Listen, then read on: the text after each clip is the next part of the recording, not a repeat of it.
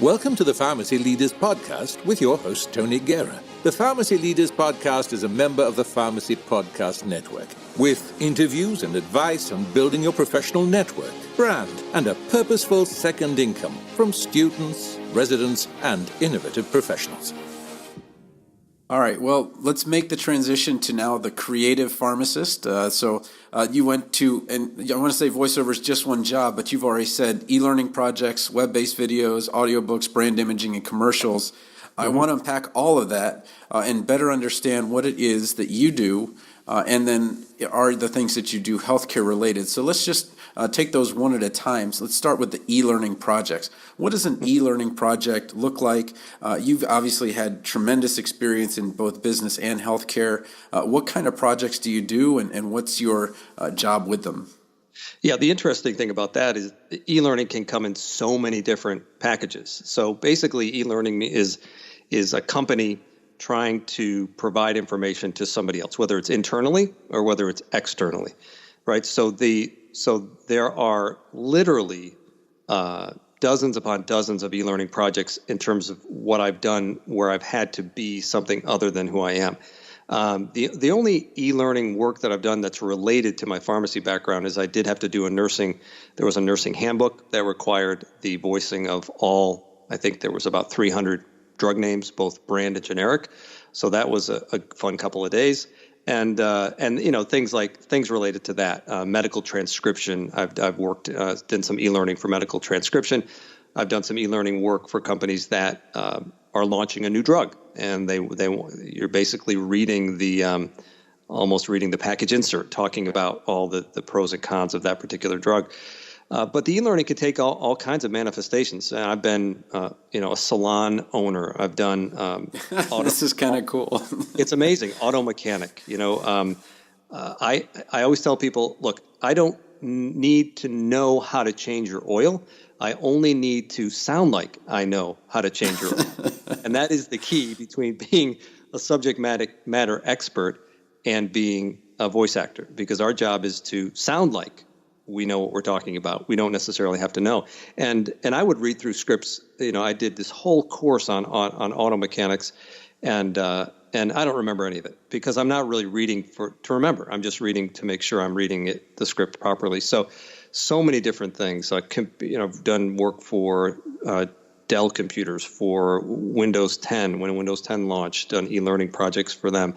Hershey Corporation for internal onboarding changes that they make. They call it micro-learning, where they'll have a particular system that they're rolling out internally, and they need to train their internal workforce. So they'll create a series of 3 to 5 minute videos, and they would have me voice them to walk them through that process so they understand it. So many different manifestations. And the really interesting thing is, because I have my podcast and I've interviewed over 80 people on my voiceover podcast, I have this kind of roster of talent that I have at my disposal. So many times clients will come to me and say, I'm creating this e-learning project on diversity, for example, a project that I've worked on in the past and I'm going to be working on next month, and they're repackaging it a different way. But it's a project about diversity, so they're looking for diverse accents. So I will cast it for them. So in addition to being one of the voices, I will handle the casting for all of the voices. So we'll have an Irish American accent, we'll have a Spanish accent, we'll have an African American female. They may be looking for a European accent of unknown origin. I mean, it's crazy what they'll come up with, and I will go find them. I'll find the talent. They're all friends of mine. They're colleagues, and I'll be the conduit for that voiceover piece for that e-learning project. So this is something that I don't want to say this generation, but this generation expects, but it's really foreign to many people, that giving things away. So a podcast, we do our podcasts, we don't get paid for it. You have a sponsor, I think. And you can. Who is your sponsor again? The Voices AM. Voices. as my sponsor. Okay. Yeah. But in general, the podcast doesn't make money, or the podcast doesn't make a lot of money. Tell me a little bit about the need to give things away for free and how that really helps a business, because I feel like that's something that people always think, oh my gosh, well, if I give it away, then I'll never have customers or I'll never have money. And I actually find it's the exact opposite. You give, then you ask, then you receive. Oh, no question. I mean, the more you give, the more you receive. There's no question about that, especially in my industry. And, when I started the VO podcast 3 years ago, I had no idea how to do a podcast and certainly had no intention of charging for it. It was just my way of being able to have access really to people that I wanted to learn from. And that is literally the reason that I did it. And the reason that I do it to this day is to meet other voiceover colleagues, learn from them, because it's essentially a master class for me every 2 weeks. Whoever I'm interviewing, I learn from them. And then I create a friendship and a business relationship. And when you refer people, certainly in our industry, and it holds true in other industries, is you want to refer your friends, right? You want to, if somebody's looking for a male voice actor and they know me because we've developed a relationship based on the fact that they were on my podcast, and not that was my intention, but that is often the result of doing this. So yeah, it definitely leads to relationships. It leads to business relationships and friendships that leads to work. And just from a podcasting point of view, the podcast, the fact that I was a voice actor and did podcasts, I got invited to speak at a learning conference about the role of the voice actor in e-learning. So this was a few years ago. So I went down and I spoke, and it was a bunch of Fortune 500 companies that attended.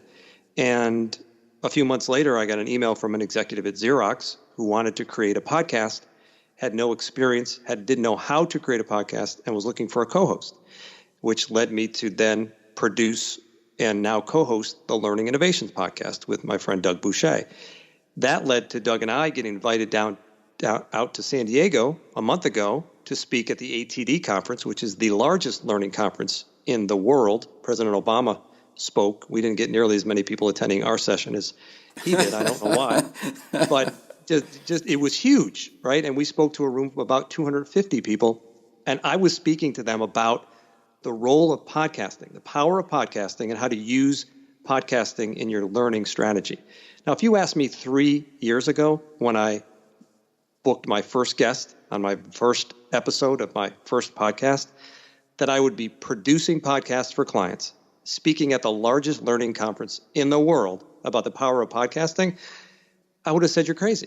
But it happened. So your point is absolutely well taken by me. These things, you never know where it's going to lead you. But I always say this to people, anybody thinking about starting a podcast, create a podcast about something that you love to talk about a topic that you would talk about for free, because you're going to talk about it for free. That's the rule, at least initially. For sure. Yeah. And that's what you should do. Do something that you love. I mean, that's a metaphor for life. But from a podcast perspective, if you're thinking about it, pick a topic that you just love to talk about and make that the reason you do it. And that's the reason I started. But it's led to a lot of wonderful opportunities as well.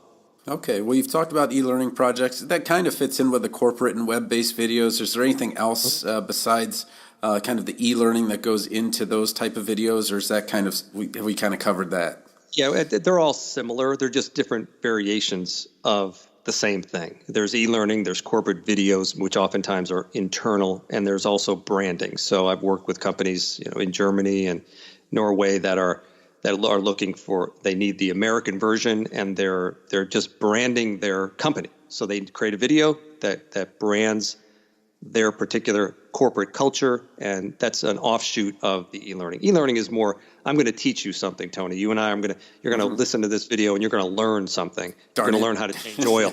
Yeah. But the corporate branding is a little bit more focused on, obviously, the corporate culture. Okay, well, let's talk a little bit about audiobooks.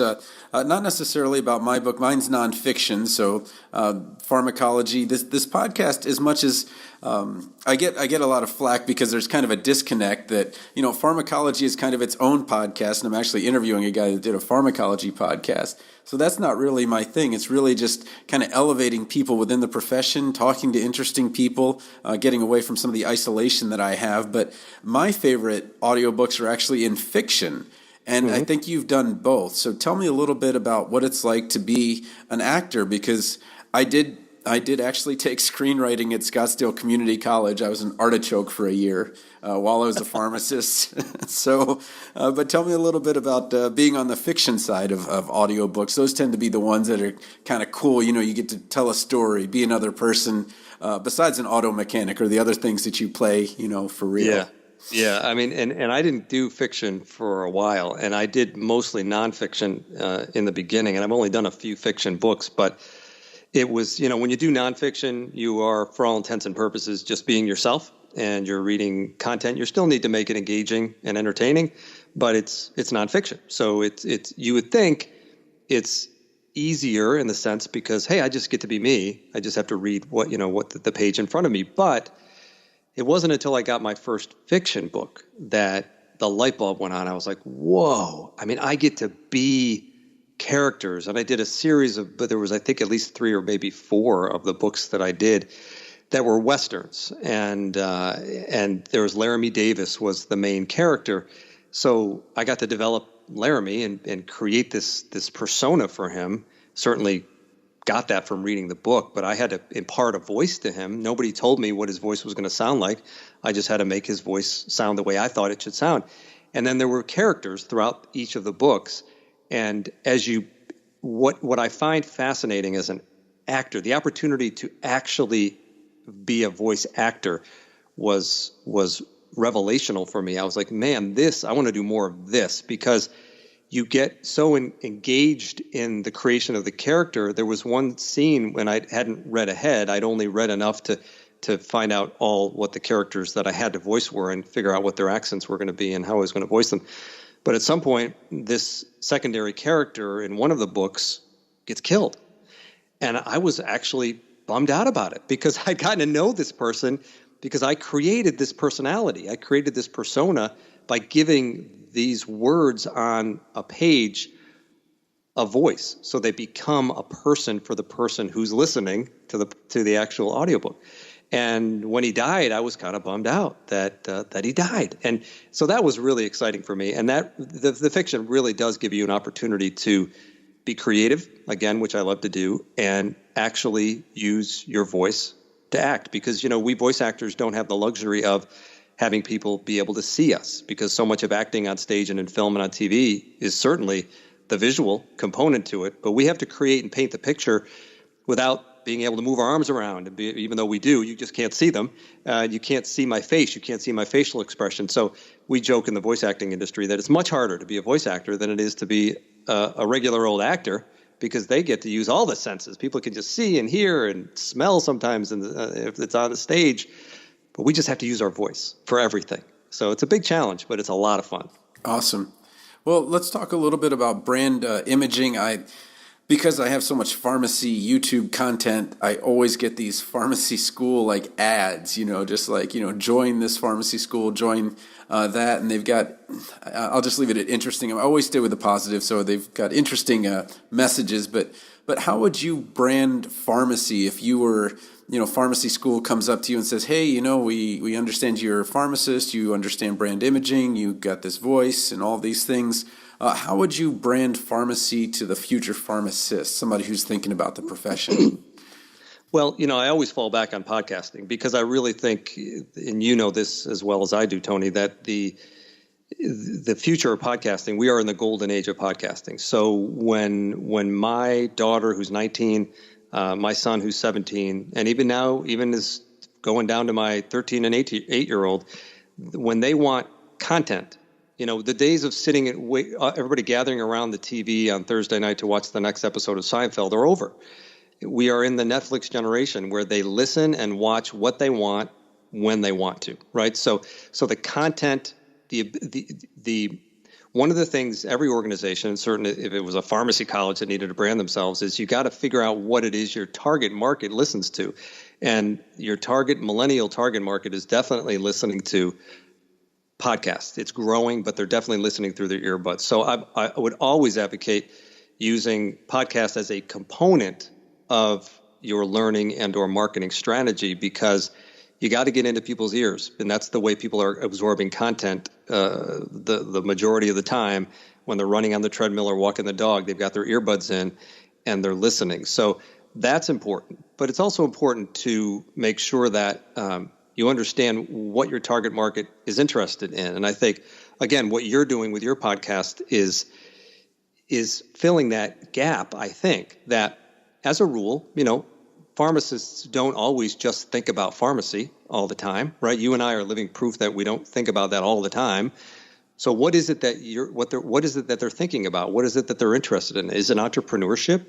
Maybe. There's a segment of pharmacists that are interested in entrepreneurship. So your podcast talks to other entrepreneurs, and that's important, because you don't necessarily just want to talk about your own entity. So, for example, ZipRecruiter sponsors a podcast by Damon John from Shark Tank called Rise and Grind. And they don't talk about ZipRecruiter. They talk about entrepreneurship. But ZipRecruiter's kind of in their ear and some built-in advertising. But they're appealing to the entrepreneur who's going to use ZipRecruiter, but it's not a podcast about ZipRecruiter. So an important part of branding is making sure that you're appealing to your target market. And I'm not a marketing expert by any means, but appealing to your target market, but not necessarily just about what you're selling, but about what they're interested in. And I think in most cases, people that are, pharmacists or people that are in that degree track most likely have some entrepreneurial mindset to them and would be interested in something like that. And certainly, we don't need to get into it, but the whole piece about making sure that your branding is effective across all mediums, across social media mediums, and that you're effectively utilizing social media to communicate with your target market, people that may hire you or people you may want to hire, is critically important as well. I think you just gave me a couple grand worth of consulting for free, but I appreciate that. I'll send you a bill. Okay. Well, let's look at the very last one, which is commercials. Have you done any cool commercials that we can just look up, or what are the kind of commercials that you tend to do? Because I'll every once in a while, like somebody will get like a really good commercial, like, oh my gosh, that's the person that did that, and Yeah, I don't have any of those yet, but okay. I'll tell you a funny story. The interesting thing, and the nice thing is I have a couple of agents that are national agents. So that means that I get access to auditions. So an audition that I was just finishing up before you and I started recording was one for, I think, Charles Schwab. So, so these are national companies that are looking for voice actors. So because I have an agent that allows me to have access to auditions that I otherwise wouldn't have access to. So I'm still working on becoming the voice of Home Depot or Lowe's, which is my goal. But somebody's got a lock on that right now, and I'm really upset about it. But someday, okay.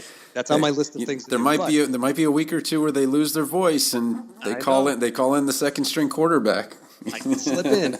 But the funny story is that a month after I got my new demo, I created a new commercial demo about a year ago now.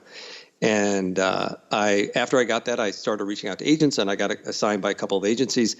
And about a month after that, I see an audition come through that I hadn't auditioned for.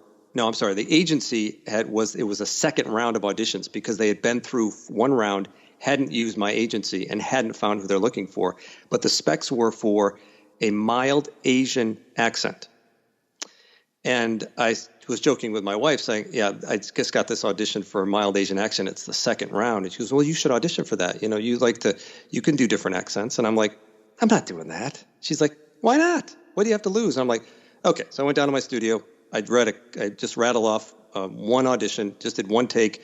I sent it off. And 2 days later, I get an email from my agent going, you booked the Golden Island jerky spot. They need to studio at 4 o'clock tomorrow afternoon.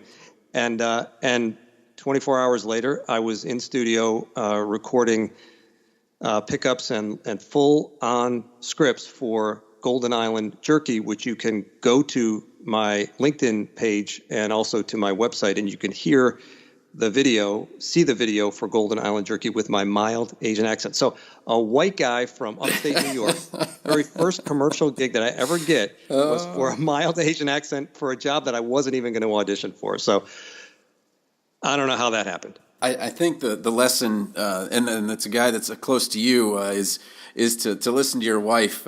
Stephen King had, threw away Carrie, or the beginning of the book Carrie, and his wife picked it up out of the trash and said, no, you can do this. You can write a teenage girl going through this tough time. You can do that. And so listening to our wives, I think, is the definite moral of the story. Okay.